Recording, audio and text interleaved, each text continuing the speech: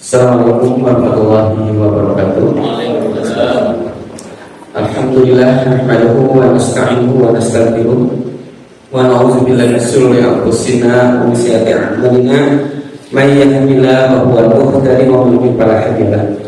Asyhadu an la ilaha illallah wa la syarika lahu wa asyhadu anna Muhammadan abduhu wa rasuluh.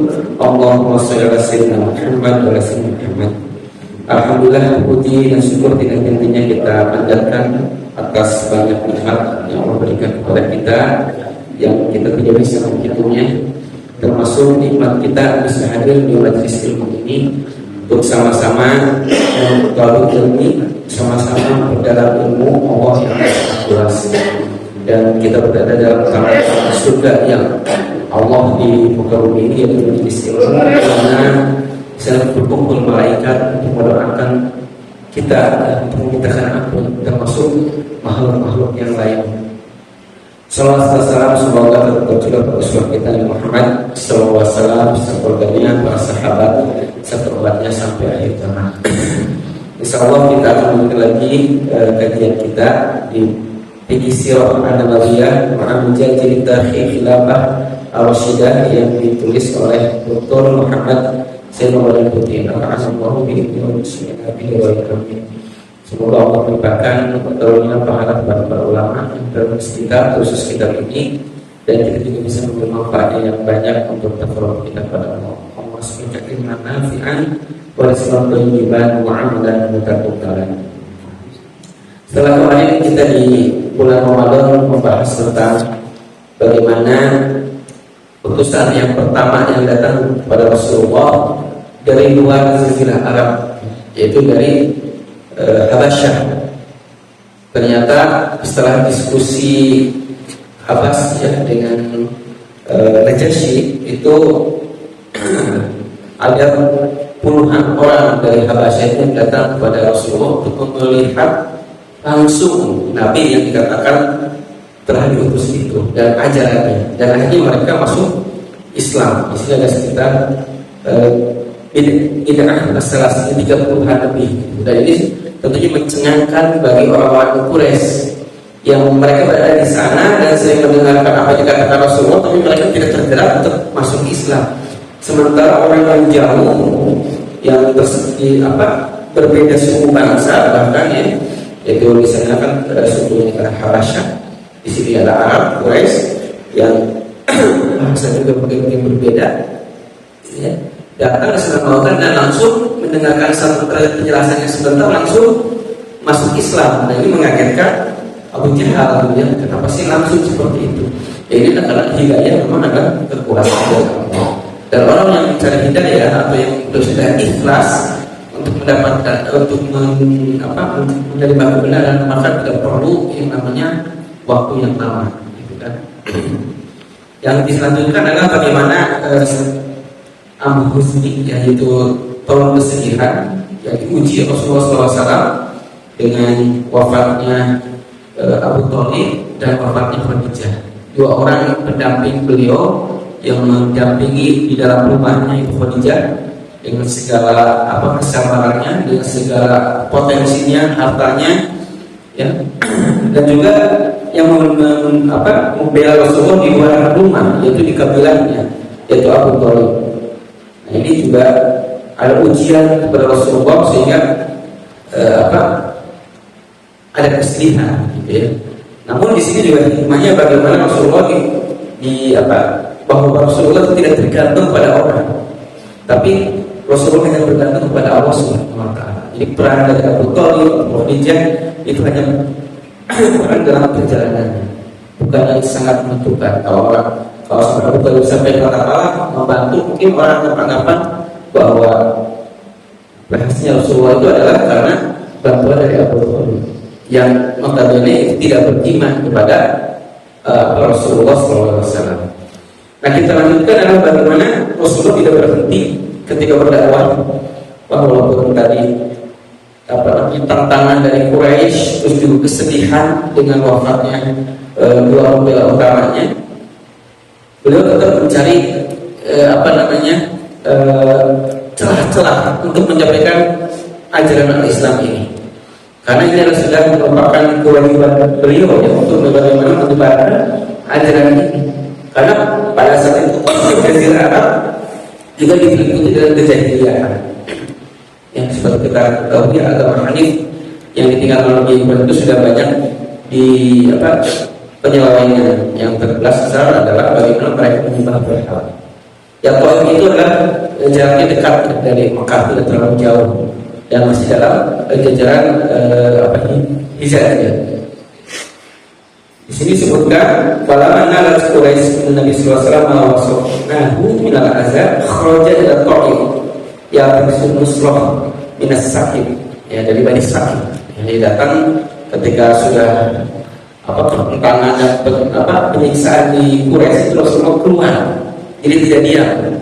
Ya, tidak diam dan tidak ketika pada suatu umat satu kabilah menolak ya bahkan mungkin menyakitinya, mengintimidasinya, Rasulullah tetap bicara siapakah yang akan menerima ini. Karena Rasulullah diutus untuk semua umat, rahmatan lil alamin, bukan hanya untuk Quraisy, ya.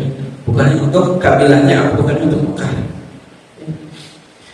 Dan saya membuktikan seperti tadi di ketika adanya utusan dari Habasyah. Dan sampai ke Quraisy, ke Taif, Rasulullah langsung mendatangi para pembesar-pembesar Bani Syakir dengan berharap mereka akan menerima ajakan ataupun dakwah dari Rasulullah SAW. Namun demikian mereka melakukan Bani Syakir itu menolak. Ini kan udah ada harapan yang mudah-mudahan di orang-orang ini kan masih bersih. Tapi ternyata juga berita-berita tentang Quraisy tentang Rasulullah di Mekah itu sudah sampai ke Bani Syakir ya di Taif. Mereka qalu alaihi dan munkir, yaitu menolak dengan keras ya, mengingkarinya. Bahkan mereka tidak hanya menolak saja, tapi juga memobilisasi ya. Sebelum itu Rasulullah kalau sudah menolak, ya sudah diskusi, sudah jangan diberitahu ke yang lain, tidakkan dirahasiakan dari orang-orang Quraisy itu tentang kedatangan Rasulullah. Karena ini Rasulullah untuk keluar dari Mekah itu suatu langkah yang berbahaya. Karena kalau misalkan beliau keluar dari Quraisy, ini kan sudah tidak ada perlindungan lagi di luar. Karena kan seperti sebelum saya dikatakan bahwa perlindungan kabilah sangat penting. Ketika keluar dari Mekah, maka untuk masuk lagi itu tidak mudah. Apalagi ini ketika keluar dari Mekah masuk ke Taif untuk berdakwah, dan beliau meminta kepada orang-orang Bani Syakir itu untuk menyembunyikan berita ini. Yang itu bahwa ya, jadi sembunyikan dari orang-orang Quraisy. Tapi mereka tidak mau lagi. Nanti mereka akan menyampaikan juga kepada orang-orang Quraisy bahwa ini Muhammad sudah datang, sudah ngajak-ngajak untuk masuk pada ajarannya. Dan setelah itu mereka memobilisasi para budaknya dan anak kecil untuk memberikan kalau bahasa sekarang mungkin ya kayak demo ya, berikan demonstrasi untuk memberi kata-kata Rasulullah, mencela Rasulullah dan bahkan melempari dengan batu. Ini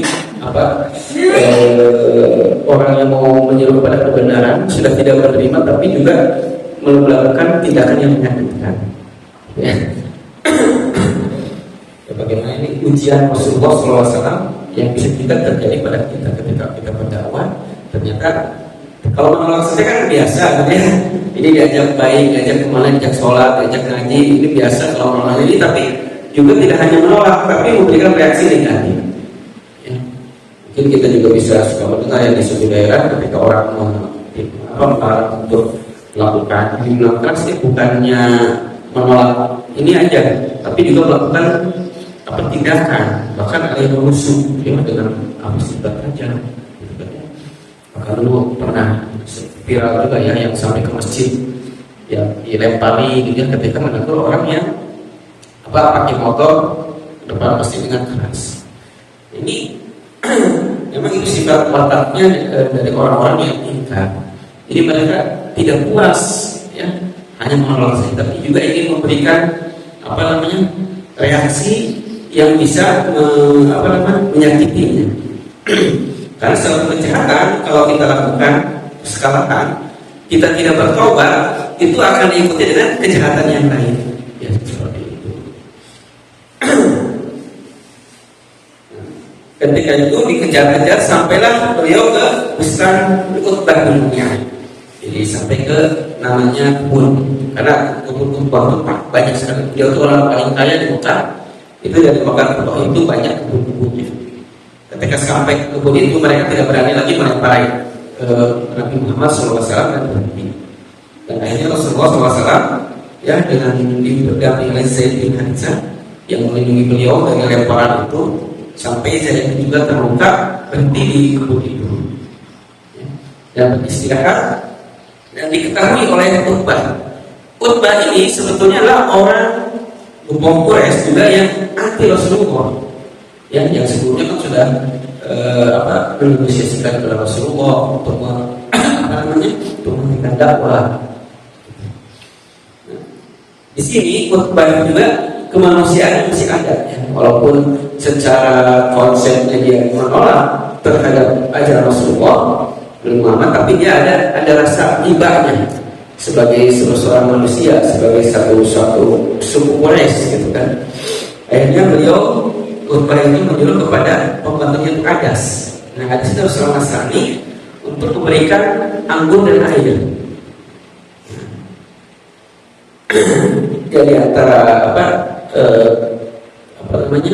penolakan seseorang ataupun kebiadaban seseorang, tetap yang namanya unsur kemanusiaan itu masih ada. Nah, ketika Rasulullah SAW diberikan air dan diberikan anggur, beliau membacakan Bismillah. Nah, Adas itu berkata, yang kaget, wallahi inna hadza kalam ma yaqulu ahlu hadhihi bilad. Orang Nasrani kan dia. Di sini saya tidak pernah mendengar apa kata Bismillah itu. Ya, dengan nama Allah kan, ketika minum itu yang dilakukan oleh orang-orang di sini, orang-orang di Taif, orang-orang di Mekah belum pernah. Gitu kan. Terus kata, dari mana itu? Ketika itu Rasulullah mengatakan, kau dari mana? Ya, saya itu dari orang Nasrani, saya dari Niwa, ya, yaitu di daerah Mosul. Kata Rasulullah SAW, beliau juga dapat wahyu ya, bahwa di sana daerah di mana diutusnya yaitu Yunus bin Matta itu Matius ya kalau menyebutkannya. Jadi sungguhnya di Korea itu adalah ada Rasul Sallallahu Yunus bin Matta. Ya, dia itulah saudara seorang Nabi dan aku adalah Nabi. Nah, dengan mendengar seperti itu saja langsung ada mencium Rasulullah, ya, keningnya, tangannya dan kakinya, dan masuk Islam. Nah, ini kan kita bisa melihat ya banyak sekali kejumlahan ya. Kalau tadi orang-orang Quraisy yang dekat-dekat terus menolak, bahkan ketika Rasulullah berpasangan Al-Syah itu atau pihak kejar-kejar untuk dikembalikan, tapi orang Habasya datang langsung hanya mendengar satu kali dua kali perkataan Rasulullah langsung masuk Islam. Di sini juga bisa melihat orang Taif datang langsung Rasulullah jauh-jauh ya kalau dulu ya langsung memberikan pengajaran Islam, mereka menolak mentah-mentah bahkan dengan reaksi melempari. Di sini seorang Adas, orang Nasrani yang soleh ya, dia hanya mendengar kata basmalah saja terus mengatakan kalau Rasulullah menyebutkan tentang Yunus bin Matta langsung masuk Islam. Ini adalah hidayah itu memang bukan kekuasaan manusia dan bukan otoritas. Jadi ini adalah Allah yang otoritasnya. Kita hanya berusaha. Nah, selanjutnya Rasulullah SAW kembali ke Mekah. Dan di sini juga ada peristiwa yang ketika perjalanan dari Utbah bin Rabi'ah ke Mekah juga ada peristiwa yang tidak kalah menakjubkan juga menjadi mujizat ya bagi kita, bagi Rasulullah SAW, yaitu dengan ketika Rasulullah pada saat sholat malam, karena pada Saat itu belum ada sholat fardu ya. Kalau istiqomah sudah dilakukan, maka Rasulullah itu biasanya sholat malam ya, sebagai sholat al-Muzamil gitu. Sholat malam ternyata di sana itu ada segolongan jin yang mendengarkan. Ya. Dan jin itu juga akhirnya masuk Islam dan menyampaikan kepada kaumnya. Ini sebagaimana disebutkan di surat ya Al-Ahqaf ya. Wa isorofa ilaika nafarun minal jinni yasta'iduna al-Qur'an. Ya, atau di surat Jin, "Qul hiya ilayya al-musta'ana nafarun minal jinni faqul inna sami'na Qur'ana ajaba." Itu mendengarkan Quran orang-orang itu berarti hanya manusia kan? Jin saja mendengarkan Al-Quran langsung Islam. Kalau hatinya terbuka, gitu kan? Karena jin juga sama takdir. Wa ma khalaqul jinna wal insa illa liya'budun. Jadi manusia dan jin takdir. Berarti dia dibebankan suatu ibadah. Berarti dia ada hati. Berarti dia ada pikiran untuk memilih antara taat atau tidak. Nah, kita juga bisa melihat lagi satu fenomena di mana tadi ada, sekarang juga orang jin. Orang jin mah bangsa jin itu tidak berdialog, dia hanya mendengar aja. Kan? Rasulullah sholat malam bacakan surat Al-Quran langsung takjub dan langsung beriman. Ini adalah yang disampaikan kepada sebagaimana disampaikan kepada Nabi Musa sebelumnya. Mereka juga tahu bahwa ini adalah firman Allah yang disampaikan. Dan akhirnya mereka masuk Islam dan menyampaikan kepada kaumnya. Itu peristiwa yang menakjubkan. Dia di samping ketika ada peristiwa yang tanda kutip menyedihkan atau menyakitkan, ditolak oleh Bani Syakib dan dilempari bahkan disakiti. Selanjutnya Rasulullah SAW kembali ke dan Rasulullah tidak melihat jin saat itu ya, hanya disampaikan dari ayat itu. Selanjutnya Rasulullah SAW kembali ke Mekah dan di sini juga sama. Ada suatu problem bahwa masuk ke Mekah itu tidak mudah. Karena di sana itu Rasulullah keluar melakukan tindakan ilegal antara ketika mereka itu menyebarkan Islam yang jelas-jelas saat itu sudah dilarang, sudah disiksa orang-orang itu kan yang membuat Islamnya. Nah ketika sampai ke sana Rasulullah SAW ditanya oleh Zaid, "Kaifa taqulu alaihim ya Rasulullah? Wa hum akhrijuka?" Bagaimana masuk ke Makkah sementara mereka sudah mengusir? Tapi di sini Rasulullah SAW punya suatu keyakinan bahwa ya Zaid, inna Allah ja'ilu liman karo farjan wa mukhrajan wa inna Allah nasiru dinihi wa muzhiru nabi. Jadi yakin bahwa Allah akan memberikan jalannya, menolong nabinya dan menolong agamanya, gitu kan ya. Akhirnya Rasulullah SAW menyampaikan kepada Qut'am bin Adi ya, seorang yang salah satu bangsawan yang akhirnya memberikan perlindungan kepada Rasulullah SAW untuk masuk ke Mekah. Ya, dan Qut'am itu menyuruh pada kaumnya untuk bisa menjaga Rasulullah. Karena kalau yang bisa menjaga, kalau misalnya sudah seorang sudah di dalam perlindungannya, kalau diganggu berarti dia ngajak perang. Akhirnya Rasulullah dibimbing oleh Quran dan dengan kaumnya dan akhirnya bisa masuk selamat lagi ke Mekah. Itulah perjalanan Rasulullah SAW ketika beliau hijrah ke Taif. Ya, waktunya singkat tapi banyak peristiwa-peristiwa yang menakjubkan. Di sini secara Putih memberikan ibrah beberapa hal dari peristiwa itu. Yang pertama adalah bagaimana Rasulullah SAW di sini diuji kesabarannya, dan sebagaimana dalam surat Al-Imran bahwa kesabaran itu melipat gandakan. Dia yang harus biru wasol biru waromiru. Orang yang sabar harus bersabar lagi,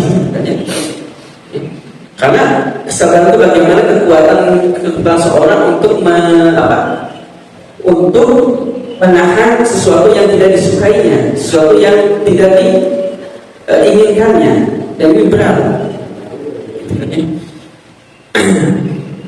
Dan ini menjadi contoh bagi kita semua, ya. Bagaimana ketika Rasulullah SAW itu bersabda, ya, solu kapal itu nih. Jadi ikutilah, sholatlah kalian sebagai kalian itu sholat. Atau ketika ada haji ya, untuk anu manasikakum, ambillah dariku manasiknya, cara haji itu. Begitu juga ketika dakwah, saya katakan Rasulullah kata bersabarlah sebagaimana aku bersabar. Dan ketika Rasulullah sudah mempersiapkan kesabaran yang begitu kuat dalam berdakwah, ternyata kan ada doa ya, doa namanya Rasulullah SAW, seakan-akan beliau itu tanda kutip ya, sudah putus asa, tapi itu bukan putus asa. Tapi bagaimana Rasulullah menyerahkan semuanya kepada Allah. Ya Allahumma ilaika askur, doa kau kuat, aku mengadukan tentang kelemahan. Jadi ketika ada masalah, ada apa, curhatnya kepada Allah. Dan kesabaran Rasulullah juga betul-betul diuji ya. Ketika orang yang yang diberikan kabar gembira, diberikan ajaran tentang Islam, tapi justru menolak dengan keras, bahkan di sana memberikan reaksi dengan melempari ya, bahkan dengan melempar dengan batu ya, dengan menyebut gila, dengan memberikan kata-kata kotor gitu. Nah, di sini bagaimana kita ketika menyampaikan ajaran Islam ataupun ngajak ke masjid, ngajak pengajian, mungkin kita itu hanya diberikan ujiannya kan orang tidak mau gitu kan, atau mungkin cuek, atau paling tidak ajarnya mungkin berubah, tidak hanya sedikit lah. Belum ada ya yang ketika kita di komplek atau di mana ngajak untuk sholat masjid, ngajak ini ada yang dilempari gitu, kayaknya nggak ada gitu kan, atau misalnya ini dengan kata-kata yang kasar gitu kan, masih jauh ya. Kecuali kalau kita memang dakwahnya ke daerah pelosok, daerah orang yang tidak belum memahami, mungkin ya ada orang-orang yang sampai mengeluarkan senjata tajam gitu kan, seperti itu. Nah, dalam konteks yang lebih kecil kita bisa melihat apa yang terjadi di Rasulullah SAW ini justru diuji lagi oleh malaikat. Ketika itu Rasulullah ketika pulang dari Taif, Rasulullah melihat Jibril, dan Jibril mengatakan bahwa ini ada malaikat penjaga penjaga gunung. Nah, dari malaikat ini mengatakan bahwa saya adalah malaikat, ana malikul jabal. Faqad ba'atsani rabbuka ilaika lita'muruni bi amrika fama syi'ta. Saya itu malaikat gunung yang diutus oleh Rabbmu dan diperintahkan untuk mentaatimu. Apa yang kau perintahkan? Kalau bahasa dasar mau dihancurkan tuh poin itu gitu kan ya, untuk membalas tindakan mereka yang menyakitkan gitu. Tapi apa kata Rasulullah SAW? Ya, disebutkan kan, kalau perlu saya akan memilihkan akhbasyah, jadi gunung-gunung yang besar itu akan ditimpakan kepada kaum sehingga bisa binasa. Tapi apa kata Rasulullah SAW? Bal arju an yukhrijallahu min aslabihim man ya'budu Allah wahdahu la yusyriku bihi syai'an. Tapi tidak ya Rasulullah SAW kesabaran. Justru beliau berharap bahwa Allah akan mengeluarkan dari asal mereka, dari keturunan mereka, nanti orang itu beribadah kepada Allah dan tidak syirik. Ya kalau tidak bapaknya nanti anaknya lah, itu kan masih tetap bapaknya tidak mau ya, menolak, ya sudah mudah-mudahan anaknya nanti. Ini kan harapan besar kesabaran Rasulullah yang begitu kuat yang harus kita contoh, tetap tidak putus harapan. Karena kita juga tidak tahu ya apa yang terjadi masa depan. Dan ternyata orang-orang Taif itu adalah termasuk orang pembela Islam yang gigih. Jadi mereka juga lagi pahlawan-pahlawan besar dalam membela Islam. Kalau kita berandai-andai kalau hancur pada setelah Taif sudah kan, mungkin tidak ada kita masih. Tapi di sini Allah Rasulullah memberikan teladan kepada kita bagaimana melakukan suatu tindakan walaupun disakiti atau diberikan kejelekan, tapi dia membalas dengan kebaikan.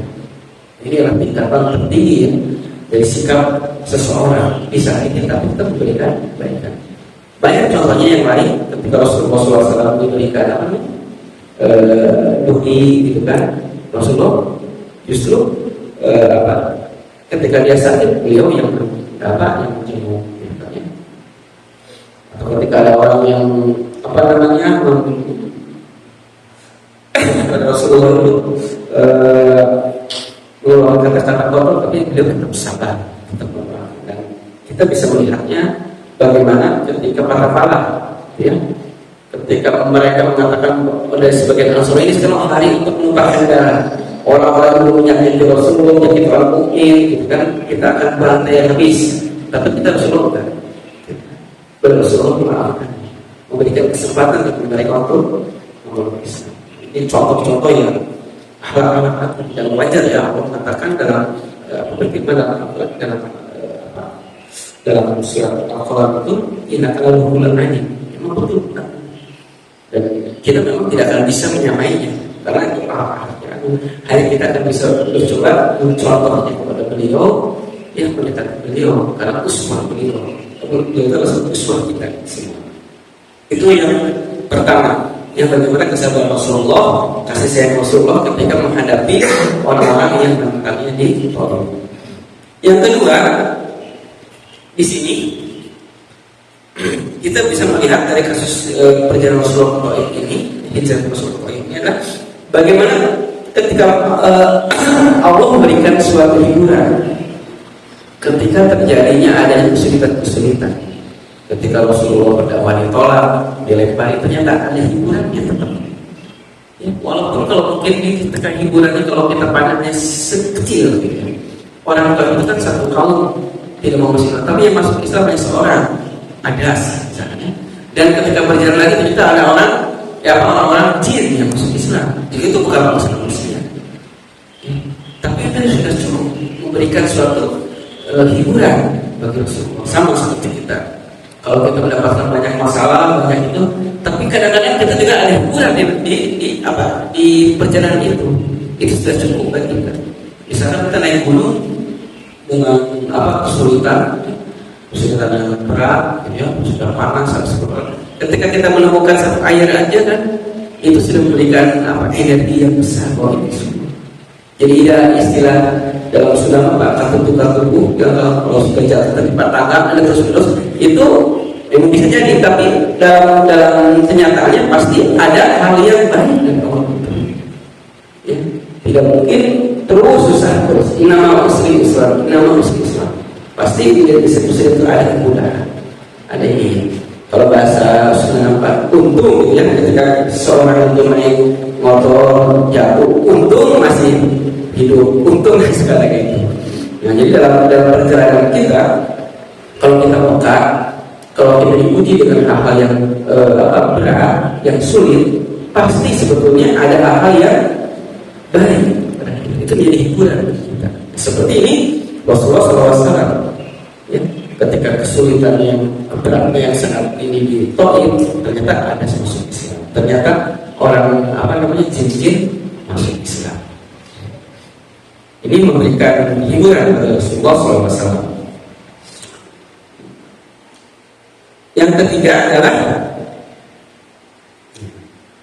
apa yang dilakukan oleh Zaid bin Harisah ketika membela Rasulullah. Ini menjadi suatu contoh. Namun lima yang bagi ayakun alaihi al-muslim. Ini semakin liqa'i adalah. Jadi bagaimana menjadi contoh orang yang melindungi orang-orang yang memimpin dalam dakwah, yang para dai, para kiai, para ulama yang harus dilindungi. Orang dengan Zaid bin Harisah itu beliau rela ya kakinya sampai terluka, badannya terluka ketika dilakukan. Nah, itulah asas yang berharga. Ya, para ulama, para ustaz, para kiai. Mungkin kita sudah pernah kalau ikan kasus dulu Banyuwangi ya, ketika awalnya yang di di Labu sampai, tapi kesininya adalah bagaimana ini pada kiai-kiai, para ustadz-ustadz, pada para ulama-ulama pimpinan pesantren. Ini kita harus dilindungi dari aset umat yang akan memberikan pengajaran kepada umat, akan memberikan mengajarkan petunjuk, menjaga Al-Quran, menjaga hadis yang akan menjadi guide bagi masyarakat. Sampai Zaid bin Harithah yang mati-matian mengunjungi Rasulullah SAW. Ini juga bisa terjadi ketika di umurnya. Bagaimana Rasulullah SAW yang sudah terpojok itu kan oleh Habib Ubaidillah, Abu Bakar, Ashmi, mereka betul-betul. Jadi kalau ada terjadi apa-apa, ini adalah salah satu yang diutamakan untuk dibela.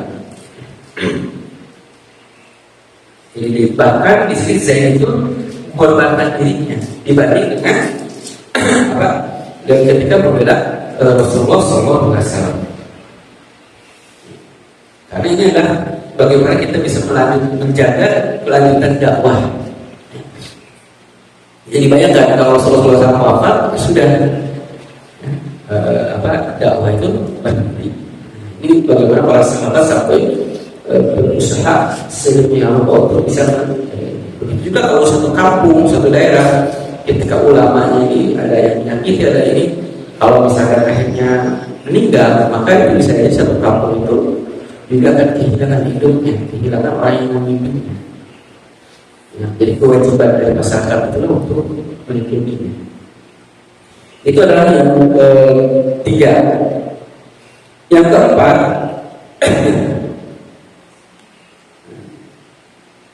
di sini adalah bagaimana yang disampaikan oleh Ibnu Ishaq tentang segolongan jin yang mendengarkan Rasulullah SAW. Itu banyak ya. Dari Imam Bukhari itu, hadis Bukhari adalah ketika sholat subuh dipakai bahasa bekas dan para sahabat mengikuti yang bermakmum. Jadi kalau disimpulkan dari sini bahwa kejadian jin mendengarkan Rasulullah SAW baca ayat Quran itu ternyata bukan sekali.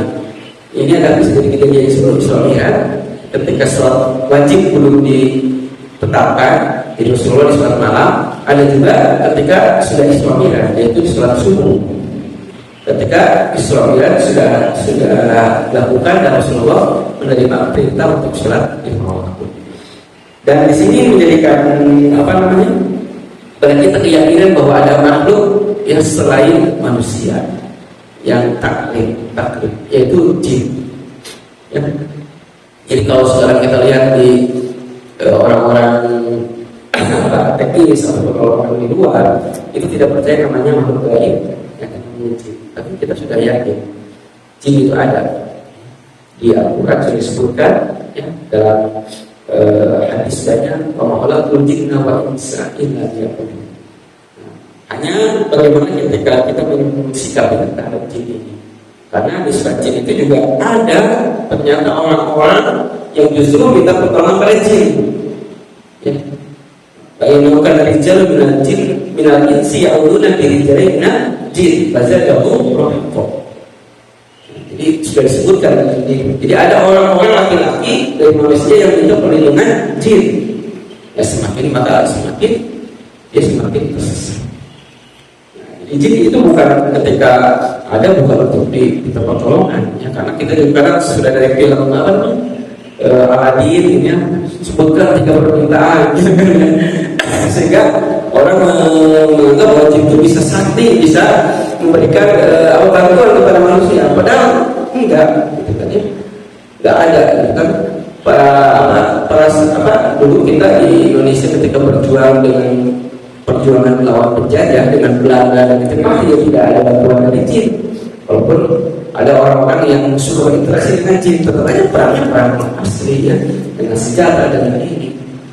Kalau dulu ada yang klaim bisa menangkap jutaan jin, mungkin ketika dengan Belanda dengan Jepang sudah beres gitu. Tapi kenyataannya tetap aja perang manusia. Karena jin itu masuk kepada ketika jin masuk kepada alam manusia, ya maka hukum fisiknya terjadi. Jadi itu bisa mati, bisa dibunuh. Dan tidak sembarangan bisa masuk ke alam kasar. dan tidak ada urusannya kita juga berinteraksi dengan jin, karena itu adalah masing-masing. Ya, jadi dan jangan menganggap jin itu lebih sakti. Gitu, ya. Tetap saja yang orang mulia itu adalah manusia, ya, dibandingkan dengan jin. Bahkan banyak tidak sedikit orang juga menganggap jin itu punya kekuatan yang melebihi. Ya.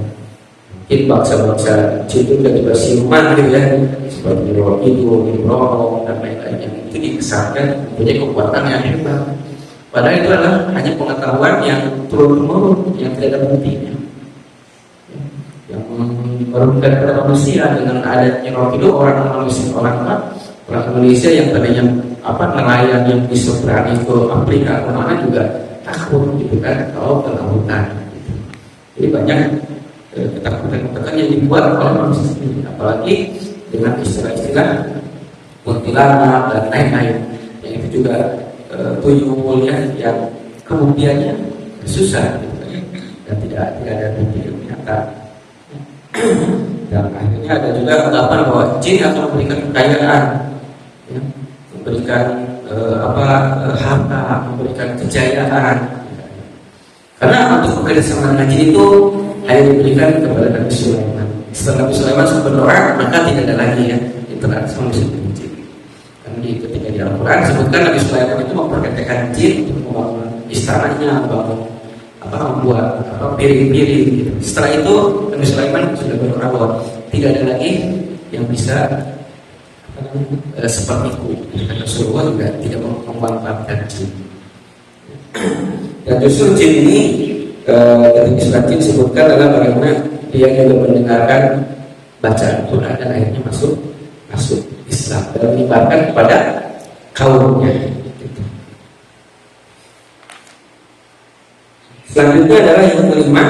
Nah, ini adalah keyakinan Rasulullah SAW tentang pertolongan Allah. Walaupun pada kondisi yang sangat sulit untuk masuk Mekah, tapi keyakinan Rasulullah itu betul-betul. Ya Zaid, innallaha ja'ilun liman taro. Faraja wa makhraja. Wa innallaha nasirun dinihi wa mujhidu nabiyhi.